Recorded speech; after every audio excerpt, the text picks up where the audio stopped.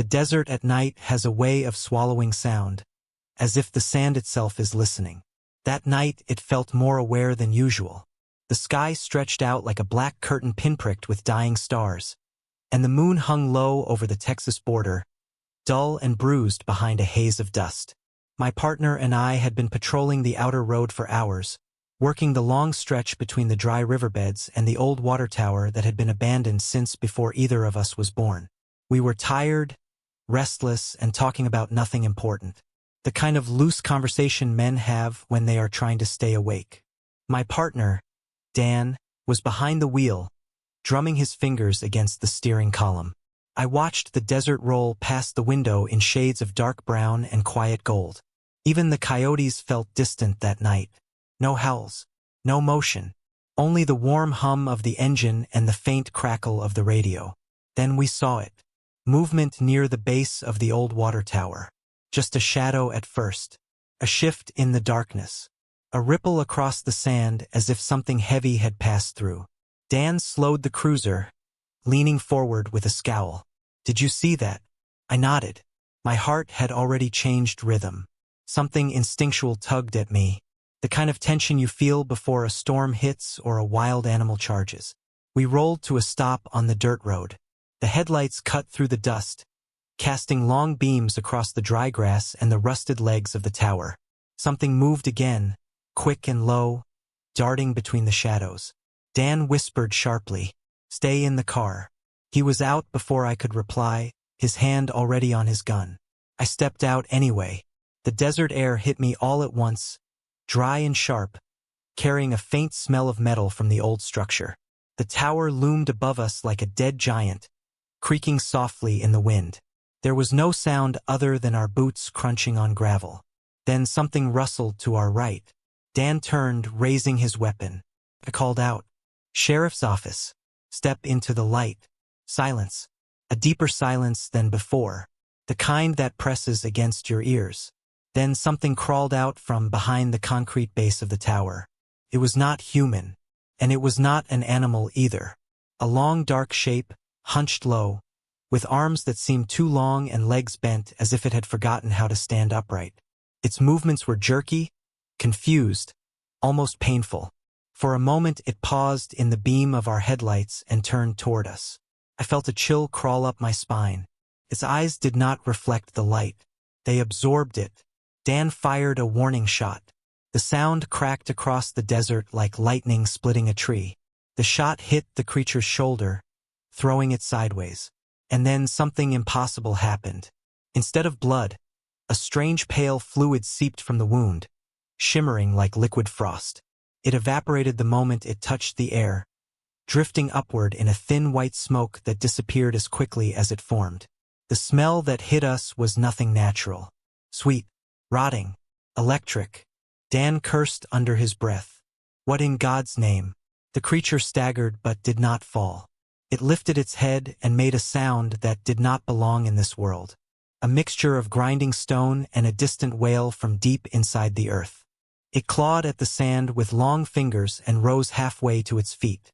Then it spoke. No mouth moved. No breath carried the words. The sound formed in the air itself. It screamed my badge number. It did not whisper it. It did not say it. It screamed it with a force that rattled the metal frame of the tower behind it. Dan grabbed my arm. "It knows who you are." The creature lurched backward into the darkness, its limbs bending in unnatural angles as it retreated. It moved with terrifying speed, vanishing behind the tower and into the open desert as if the sand swallowed it whole. The night fell silent again. Inside me something cold took root. Not fear. Something sharper. Something personal. I stared at the patch of dirt where the creature had bled. The pale fluid was gone. Not dried. Not soaked in. Simply gone. The ground was untouched except for a faint scorch where the fluid had landed. Dan's voice broke the silence. "Sheriff, we need to get out of here. Now." We climbed back into the cruiser, breathing hard, shaking even though neither of us wanted to admit it. As Dan started the engine, I felt compelled to look back. Toward the tower. Toward the empty shadows where the creature had vanished. Something moved at the edge of the desert road. a silhouette, watching. Then it lowered itself slowly, as if sinking into the sand. Dan pressed the gas and we sped away, the dust rising behind us like a tail of smoke. Neither of us spoke for miles. By the time we reached the station, my badge felt heavier on my chest than it ever had before. And in the silence of that drive, all I could hear was the echo of that scream. My badge number, spoken by something that should never have known it. Something that should never have existed at all. And somewhere deep inside, I understood the truth I did not want to say aloud. It had not screamed to frighten me.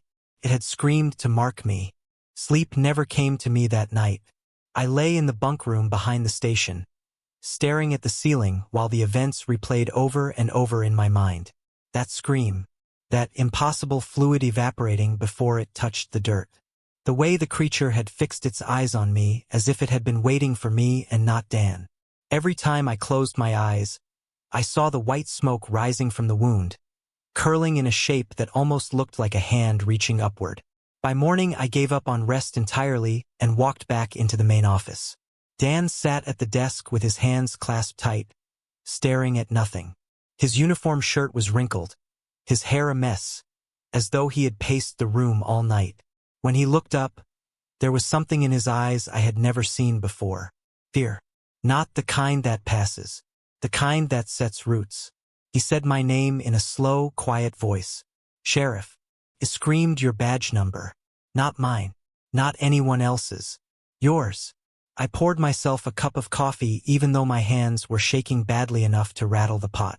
Maybe it was repeating something it heard. Maybe someone said it earlier. His jaw tensed. No one said it. You know that. You know exactly what it was saying. I did know, and pretending otherwise made me feel even more foolish. I sat across from him and rubbed my face with both hands. I had handled violent men, lost hikers, cartel smugglers, wild animals, and everything in between. But I had never faced something that evaporated its own blood and screamed my identity into the night as if it had carved me into its memory. Dan leaned forward. Sheriff. This thing did not run from me. It ran from you. The words settled into the room like dust, piling on top of everything I had been trying to ignore. I tried shifting the conversation, grasping for logic. We need to file a report. Something attacked us near county line. Something fast. Something unknown. He shook his head slowly. You really want to put that thing into an official record? I could not answer. He continued. We write this up and the state will send investigators. They will laugh at us, or worst case, they will dig up something bigger and blame us for all of it. He was right. For the first time in my life, I agreed with keeping a secret from my own department. And that realization unsettled me almost as much as the encounter itself. I spent the next few hours pacing the station and pretending to handle paperwork while a storm of thoughts tore through me. When I could not take it anymore, I walked outside into the heat and looked toward the desert. The sunrise cast a pale silver glow over the sand, but something about the air felt wrong. Thick, heavy, as if the desert was hiding something just beneath the surface. I checked the cruiser for any sign of what we had seen. The hood was dusty. The bumper still had small dents from the rocky road. But nothing from the creature. Not a single mark or smear. As if the night before had simply not happened. I walked around the vehicle twice, pressing my hand against the metal. Hot to the touch. Normal. Too normal. But that only made the memory sharper. Behind me, Dan climbed out of his truck and walked toward me with a cigarette trembling between his fingers. Sheriff, I need to tell you something. I turned. Last night, when we were driving back, I saw something in the mirror. He took a shaky breath. Something running behind us, keeping pace with the cruiser. I felt my chest tighten. Why did you not say anything? Because it was gone the second I blinked. He swallowed hard. Sheriff, I think it followed us. I think it knows where the station is. And I think it knows where you sleep. The wind shifted, kicking up a swirl of dust across the road. It carried a faint sound, almost like a whisper. I turned quickly, staring out across the empty dunes. The desert was silent, but not empty.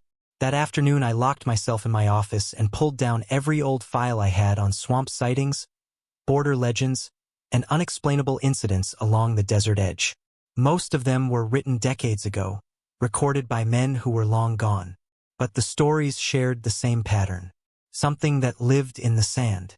Something that mimicked voices. Something that marked individuals and followed them for years. I read one entry twice. A deputy from 1970 claimed to hear his own name shouted from a dry riverbed at midnight, even though he was the only man patrolling that sector. Another from 1982 described pale impressions along the sand he could not identify. A rancher wrote about a creature that dissolved into steam when shot. No one believed those men. Their notes were filed under folklore or exhaustion. But they all described the same thing. Something older than the border. Something intelligent. Something that chose people. Dan entered my office quietly. "Sheriff, you need to see this." He handed me his phone. On the screen was a photo he had taken that morning behind the station. At first glance, it looked like a patch of disturbed sand. Then my eyes locked onto the details. A symbol, built into the dirt, formed by long sweeping curves, perfectly shaped, fresh, and beside it, 3 shallow lines clawed into the ground. I whispered, "Where did you find this?" "Right behind the generator." He looked pale. "Sheriff, something was close enough to touch the walls." I stepped away from the desk, heart pounding. I could hear the hum of the air unit overhead, but all other sounds seemed to fade. The desert had watched us last night. The creature had marked me, and now it wanted me to know.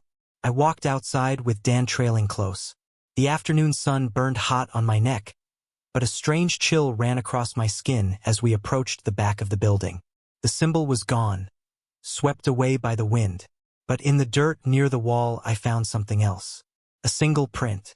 Not human, not animal. Long, thin, deep, as if something with weight had stood there watching the station. Dan whispered behind me, "Sheriff, it was here." I stared at the print, breath tight, fingers trembling. The creature had come this close. Close enough to leave a mark in the shadow of our own building. Then the wind shifted again. A low, distant sound drifted across the sand. At first I thought it was thunder. Then it sharpened, carrying a tone that made my blood run cold.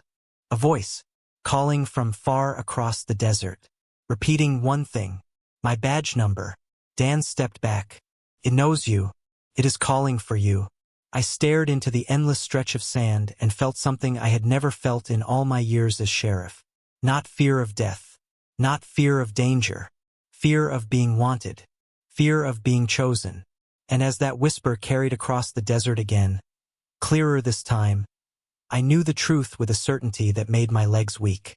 This thing was coming for me, and it was not done yet. The desert became a different place after that day. It felt alive in a way that mocked everything I thought I understood. The sand no longer seemed still. The wind no longer felt random. Every sound carried intent, as if the creature that bled smoke and screamed my badge number had seeped into the land itself, watching from every dune and dry riverbed. Dan and I tried to go about our duties like nothing had changed, but that illusion lasted less than a day. The station that once felt safe now felt too open, too exposed. The windows seemed too wide, the shadows too deep. Every creak of the old building made us jump. Dan refused to sit with his back to the door. I caught myself checking the corners of the room again and again. And every few hours, without meaning to, I pressed my hand against my chest to feel the weight of my badge, as if confirming it was still there, as if making sure I had not already been claimed by something that should have remained a myth. 2 nights later, the creature returned. Not visibly, not directly, but in ways we could not deny. We were patrolling the back roads near the canyon edge. The moon hung overhead, small and dim, surrounded by a haze that made its light shimmer like it was being filtered through water. The air was still, the kind of silence that feels like it has been waiting. Dan was driving. I watched the desert through the window, feeling the weight of something unseen pressing down on us. Then our headlights hit something strange. Symbols drawn in the dirt across the road. Dozens of them, curved, twisted, precise, some overlapping, some forming strange patterns I had never seen before. Dan slammed the brakes. We sat there in stunned silence. They had not been there earlier. We had driven this road 2 hours ago. Dan whispered, "Sheriff, we need to go." But I could not look away. Those symbols were not random. They formed a circle around the center of the road. And in the middle, carved deeper into the sand, was one thing I recognized immediately. My badge number. Clear. Perfect. Fresh. I stepped out of the cruiser despite every part of me screaming not to. The desert air felt colder than before, brushing against my skin like a breath. The sand around the symbols was undisturbed except for the markings themselves. No footprints. No drag marks. Nothing that suggested a living creature had created them. And yet they existed. Dan stepped beside me, his voice trembling. "This thing wants you. Not me. Not anyone else. You." He grabbed my arm. "Sheriff, we need to leave before it comes back." I nodded slowly, unable to speak. We got back into the cruiser, and the moment the doors shut, we both heard it. A single distant sound carried on the wind. My badge number. Whispered. Elongated. Rising and falling like a chant. Dan turned the cruiser around and floored the gas. We sped down the road, dust swirling behind us like a tail of smoke. But even as the distance grew, even as the symbols vanished behind a rise in the desert floor, I still felt something following. Not seen, not heard, but sensed. Presence. Pressure. A focus. Back at the station, the night continued to unravel. We tried to calm our nerves. Dan paced the room, muttering to himself, checking the windows every few minutes. I sat at my desk with a pile of old case files spread across the table, flipping through them with shaking hands. I was looking for anything, any mention, any clue, any proof that someone before us had seen what we saw. But all I found were hints, hush stories, reports half-written and never finalized, deputies who had resigned mid-shift or disappeared entirely. Then a loud bang shook the station. We both jumped to our feet. Dan grabbed his weapon and moved toward the back hallway. I followed, the air thick with tension. The lights flickered once, humming loudly as if straining against something unseen. We reached the back door. Another bang hit the metal from the outside. Dan pointed his weapon. "Sheriff, something is out there." I swallowed hard and approached the door slowly. My hand trembled as I reached for the handle. Dan shook his head violently. "Do not open it." Before I could decide, something scraped across the other side of the door. Long, slow, deliberate, the sound of something dragging its claws across metal. 3 lines, just like the marks on the road, just like the marks on the patrol cruiser in the previous life of this nightmare. Dan aimed his weapon at the door. "It is marking us, just like it marked you." A chill flooded through me, settling into my bones. I stepped back, unable to look away from the door. The metal dented inward, as if pressed by a tremendous force. The sound of strained hinges filled the hallway. Then it stopped. Complete silence. Dan whispered, "Maybe it left." But before he finished speaking, every light in the station went out at once. The darkness swallowed the room instantly, and in that suffocating blackness, a voice echoed through the station walls. My badge number. Not shouted, not whispered, spoken, clear, calm, absolute. Dan cursed under his breath and flicked on his flashlight. The beam cut through the dark, trembling as he held it. The voice came again, this time from the opposite direction. My badge number. Dan spun, pointing the flashlight into the hall. Another whisper came from behind us. My badge number. 3 voices, 3 directions, 1 presence. I felt my chest tighten until it hurt. The air grew colder. The darkness felt thick enough to choke on. Dan stepped closer to me, shaking violently. "Sheriff, do you hear it? It is playing with us." I wanted to tell him it had been doing that from the moment it bled into smoke. Instead, I whispered, "It is not playing." The darkness shifted. Something moved beyond the reach of the flashlight beam. A silhouette, tall, twisted, wrong. Dan gasped as the silhouette glided across the hallway, not stepping but drifting. The beam of the light hit the wall instead of the shape. The creature was moving faster than our eyes could follow. Then it stopped. Right behind us. I felt its breath. Cold. Damp. Sliding across the back of my neck. Spoke one more time. My badge number. And then it disappeared. No footsteps. No sound. Only the fading cold and the echo of my identity spoken by a creature that should not exist. Dan collapsed against the wall, shaking. I stood frozen, unable to breathe. The station lights flickered back on, humming with renewed power. The hallway was empty, but I knew the truth. This thing was hunting me. This thing was watching me. This thing had chosen me. And something deep inside whispered an even darker truth. It would not stop. Not until it finished whatever it had started. Morning did not bring safety. It only revealed how exposed we were. The sunlight felt thinner than usual, as if the desert had swallowed half of it before it could reach us. Dan and I stepped outside to inspect the station grounds. The air was warm, but the ground near the back door still held the faint chill of the night before. The steel door carried 3 long marks across its surface. Shallow but unmistakable. Fresh, metallic edges curled outward where something had dragged across the metal. Dan traced the lines with his fingertips and whispered, "Touched the building." I did not answer. I could still feel the presence of the creature inside my bones. A kind of pressure that had settled deep in my chest. Not pain exactly, more like an awareness, connection, something reaching across the desert for me, tightening like a strand being pulled. We checked the vehicles next. My cruiser had dirt spilled across the hood, as if something had climbed onto it during the night. The dust formed an arc, a circle, and within that faint outline the shape of a long handprint. Too long. Fingers stretched almost beyond what a hand should allow. Dan stepped back from it, breathing hard.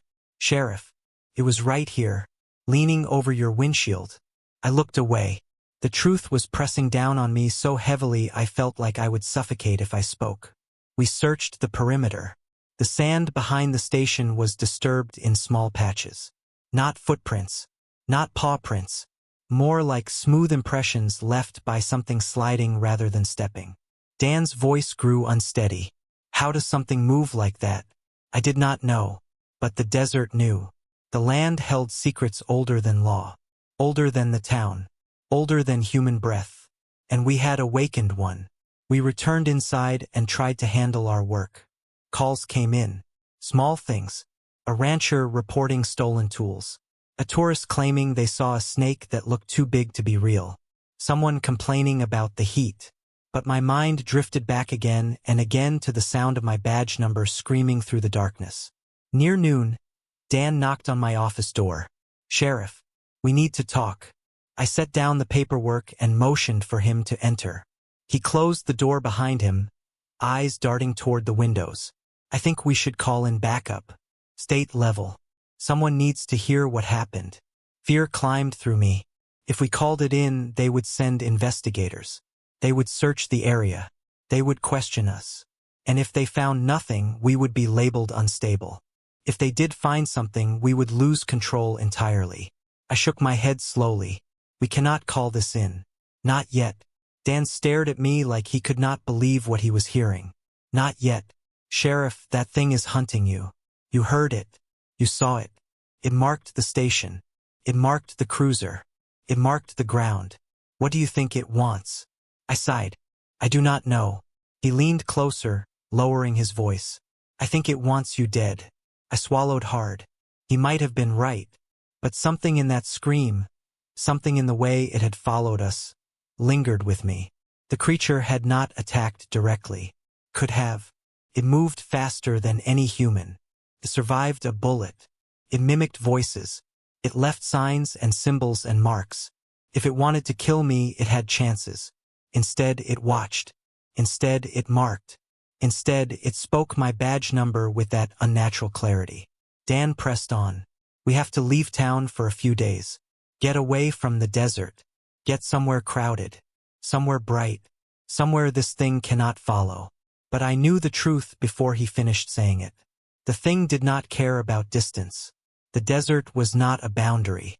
It was a home, a hiding place, a breathing entity that cooperated with whatever creature roamed within it. If it wanted me, it would follow. Before I could respond, the power cut out. The station went dark. Completely dark. A low hum vibrated through the floorboards. Dan froze, eyes wide. "Sheriff, tell me you hear that." I heard it. A low sound at first, like wind passing through a narrow canyon. Then it grew, forming a tone that resonated in the walls, as if the entire building had become a hollow instrument. A voice emerged from the vibration. My badge number, spoken like a note, drawn out and rising. A sound that shook the glass in the window panes. Dan backed against the wall, gripping his gun so tightly his knuckles turned white. "Sheriff, it is here." He was right. The shadows in the hallway shifted. The emergency lights flicked on, their dim red glow casting long shapes across the floor. Something dark passed through the beam. A tall silhouette that swayed with an unnatural fluidity. Not a walk, not a glide. Something in between. Something that made my skin crawl. The creature passed the doorway. His form distorted in the low red light. A long limb, a hunched torso, a head that tilted at an impossible angle. Dan whispered, "Do not move." The silhouette paused, turned, faced us.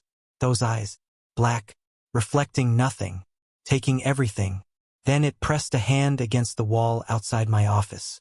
The drywall dipped inward under the pressure. Not cracking, bending. Dan raised his gun. "Do not shoot." He looked at me in disbelief. "Sheriff, are you insane?" But my instinct screamed louder than fear. If I shot again, I would only strengthen its connection to me. That first bullet had not harmed it. It had marked me for it, bound me to whatever purpose it carried. The creature leaned closer, dragging its hand down the wall. The drywall peeled like paper. The scrape echoed through the entire building. Then it whispered, my badge number, not shouted this time, not screamed, not taunting, soft, almost gentle, like a promise. Dan grabbed my arm. "We need to get out, now." But the creature moved faster than any plan we could form. It slipped down the hallway, melting into the shadows, leaving behind a long smear of evaporating fluid that hissed as it vanished. Dan bolted for the back door. I followed. When we reached the parking lot, the desert wind hit us like a wave. Dry, hot, carrying dust and a faint electrical smell that prickled the skin. Dan ran to his truck. I reached for my cruiser door. That was when we both froze. Every window in the station behind us carried the same message. Drawn in black fluid. My badge number, repeated across the entire row of glass. Dan whispered, "Sheriff, I do not think it wants to kill you." I swallowed hard. "Then what does it want?" Dan looked at the windows, trembling. "I think it wants to take you." And in the silence that followed, I realized something even worse. The creature had stopped hiding. It had stopped whispering. It had stopped watching from afar. It was closing in. And Dan knew it as clearly as I did. This was no longer a hunt. This was a claiming. There comes a point in a man's life when he stops believing the stories he tells himself. The stories that say he is still in control. That the world is still what he thinks it is.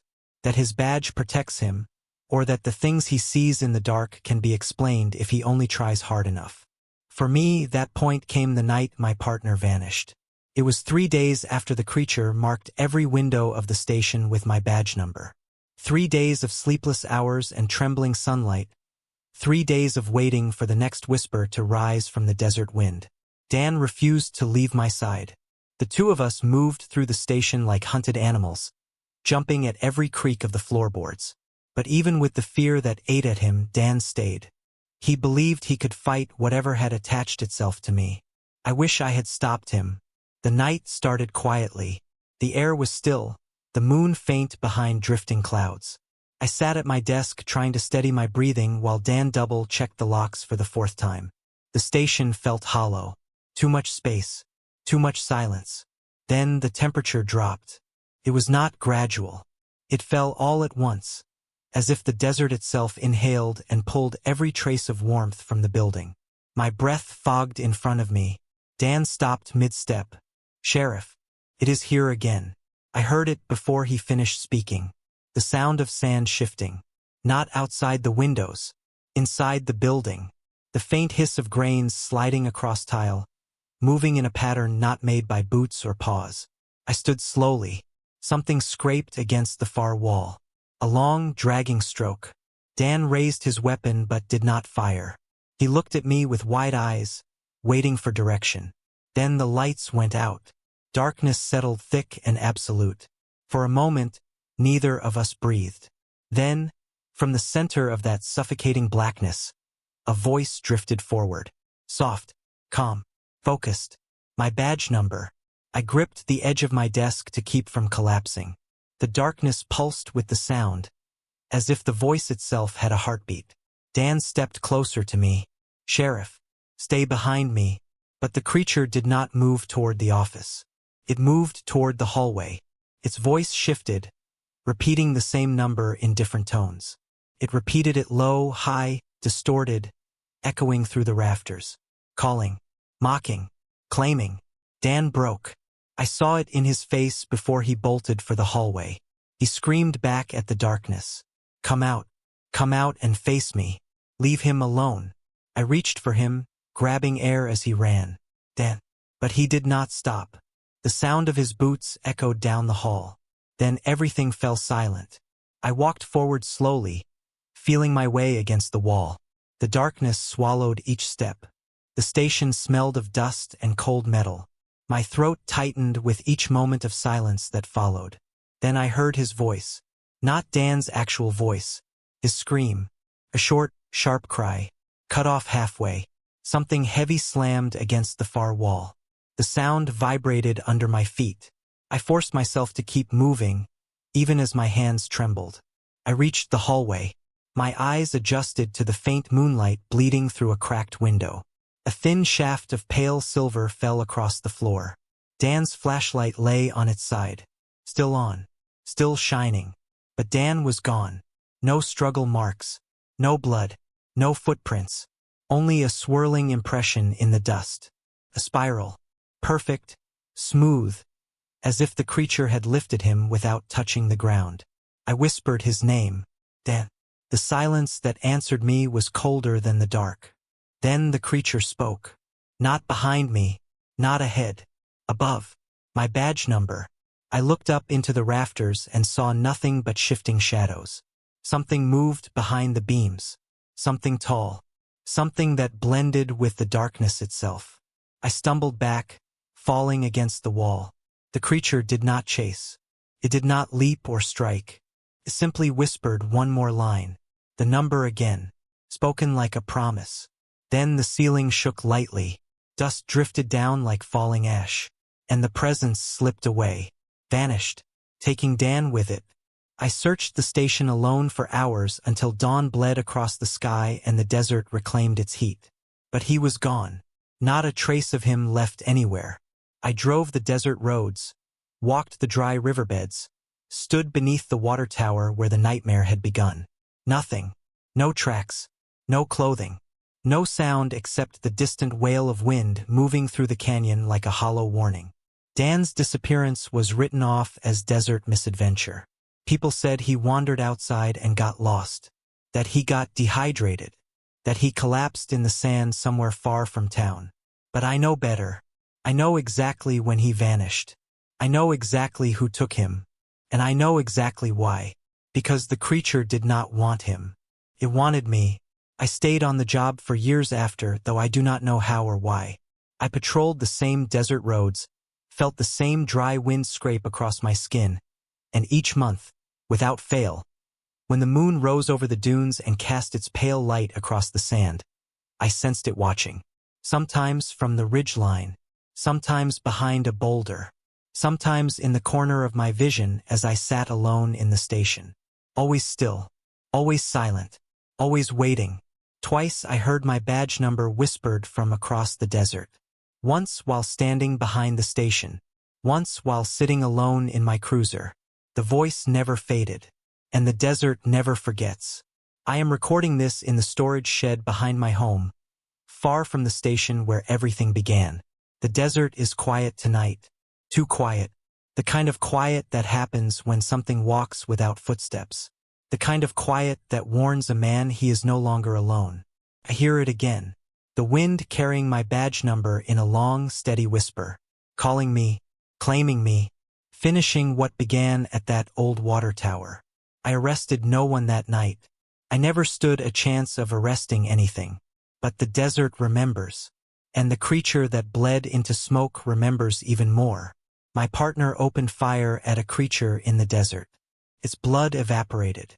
It screamed my badge number. And from that moment on, I understood the truth. I was never its target. I was its possession.